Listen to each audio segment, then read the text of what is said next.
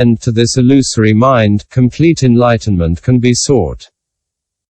Bodhisattva Maitreya.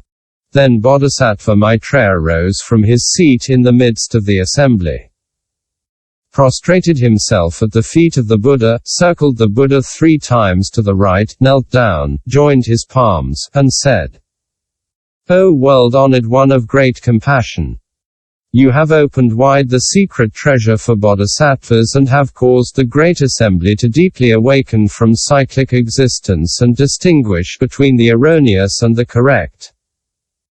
Your teaching is capable of bestowing the fearless eye of the path to sentient beings in the Dharma Ending Age, causing them to give rise to resolute faith in the great nirvana, and never again to flow within the realm of the turning wheel of samsara or hold cyclic views. World-honored one. If bodhisattvas and sentient beings in the Dharma Ending Age desire to sail on the Tathagata's ocean of great quiescent extinction, how should they sever the roots of cyclic existence? In the various cyclic existences, how many types of capacities are there? What are the different kinds of cultivation of Buddha's body? When bodhisattvas enter the world of passions, how many expedient methods should they devise to deliver sentient beings? Pray do not forsake your great compassion in saving the world, but cause all practicing bodhisattvas and sentient beings in the Dharma Ending Age to cleanse their wisdom eyes and illumine their mirror-like minds. May they be completely awakened to the Tathagata's unsurpassed knowledge and vision." Having said these words, he prostrated himself on the ground. He made the same request 3 times, each time repeating the same procedure. At that time the world-honored one said to Bodhisattva Maitreya, "Excellent, excellent, virtuous man. For the benefit of the multitude of bodhisattvas and sentient beings in the Dharma Ending Age, you have asked the Tathagata about the most profound, secret, subtle, and wondrous truth so that bodhisattvas' wisdom eyes may become pure, so that all sentient beings in the Dharma Ending Age may permanently sever themselves from cyclic existence, so that their minds may awaken to absolute reality, and so that they may possess the patient endurance of the unborn wisdom. Listen attentively now. I shall explain it to you." Quote.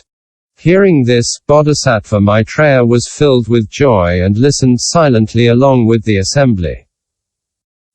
Virtuous man, all sentient beings experience illusory cyclic existence due to all kinds of affection, love, craving, and desire 19 since beginningless time. The different types of births in the world, be they from egg, womb, humidity, or by transformation, are created by sexual desire. You should know that attached love is the root of cyclic existence. Because there are all sorts of desirable objects that enhance and augment the activity 21 of attached love, birth and death proceed in unending succession. Desire arises because of attached love. The existence of 5 comes from desire. Sentient beings' love of their lives in turn relies on desire as a base. Therefore, love and desire are the cause, love of life is the consequence. Because the objects of desire vary, like and dislike arise. If the object goes against one's grasping mind, one gives rise to hatred and jealousy and commits evil karmic deeds. As a result, one is reborn in hell or as a hungry ghost. Realizing that desire is detestable, if one desires to leave behind karmic paths and abandons evil and delights in doing good, one is reborn in the realms of gods or humans. If, further, one knows that attachment is detestable, and thus abandons attachment and delights in renunciation, one still stirs up the root of attachment. This results in increased worldly meritorious fruit, which, being samsaric, does not lead to accomplishing the holy path. Therefore, if sentient beings wish to be liberated from birth and death and to avoid cyclic existence, they should first sever craving and desire, and eliminate their attached love. Virtuous man, the transformation and manifestation of bodhisattvas in various forms in the world are not based on attachment. Out of their compassion, they cause sentient beings to abandon attachment by provisionally taking on all kinds of craving and desire so they can enter birth and death. If sentient beings in the Dharma Ending Age can abandon desire, eliminate love and hatred, permanently sever cyclic existence, and diligently pursue the Tathagata's state of complete enlightenment with a pure mind, they will attain awakening. Virtuous man, due to the inherent desire in all sentient beings, ignorance flourishes and increases. Thus sentient beings manifest 5 distinct natures. According to the 2 obstructions, their hindrances may appear to be deep or shallow. What are the 2 obstructions? The first is the obstruction of principle, which hinders right views.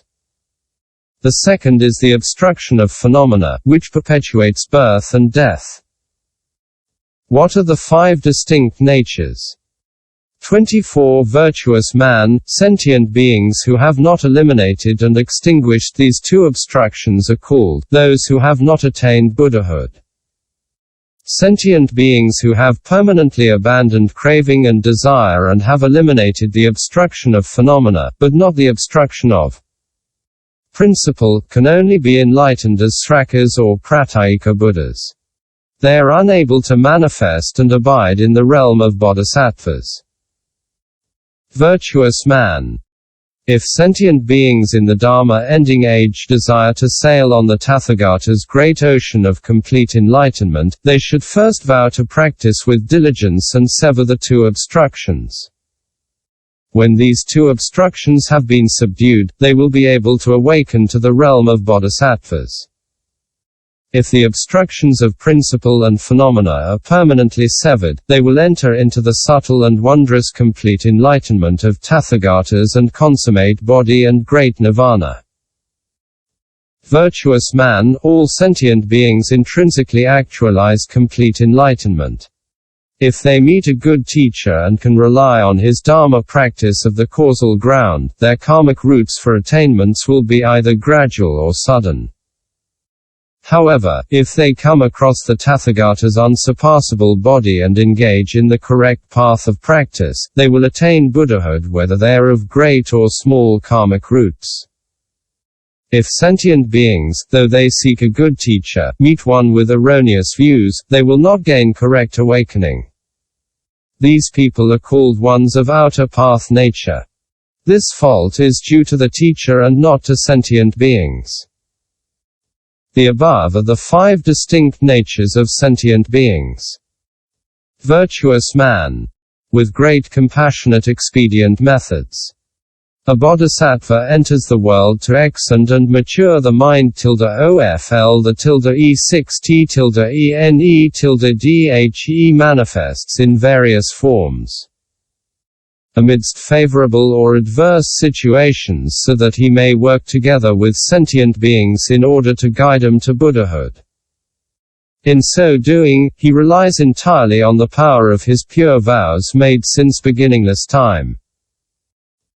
If sentient beings in the Dharma Ending Age can arouse the supreme thought of awakening to great complete enlightenment, they should make the pure great vow of bodhisattvas, declaring, "May I, from now on, abide in Buddha's complete enlightenment, and may I, in my search for a good teacher, not meet outer paths and practitioners of the 2 vehicles." 25 With their practice based on this vow, they will gradually sever all hindrances. When all hindrances are exhausted, their vows will be fulfilled. They will then ascend the pure Dharma hall of liberation and actualize the wondrous, august citadel of great complete enlightenment. Quote, "At that time, the world-honored one, wishing to clarify his meaning, proclaimed these gathas. Maitreya, you should know that sentient beings cannot attain great liberation because of their craving and desire, which cause them to fall into the cycle of birth and death. If they can sever like and dislike, along with greed, anger, and delusion, regardless of the difference in nature, they will all accomplish the Buddha path. The two obstructions will also be permanently severed. After correct awakening is attained by meeting a good teacher, one accords with the bodhisattva vow and abides in the great nirvana. All bodhisattvas in the 10 directions, relying on the great compassionate vow, manifest the appearance of entering birth and death. Practitioners now and sentient beings in the Dharma Ending Age should diligently sever all attached views. Then they will return to great complete enlightenment. Bodhisattva of pure wisdom. Then the Bodhisattva of pure wisdom rose from his seat in the midst of the assembly, prostrated himself at the feet of the Buddha, circled the Buddha 3 times to the right, knelt down, joined his palms, and said, "O world-honored one of great compassion,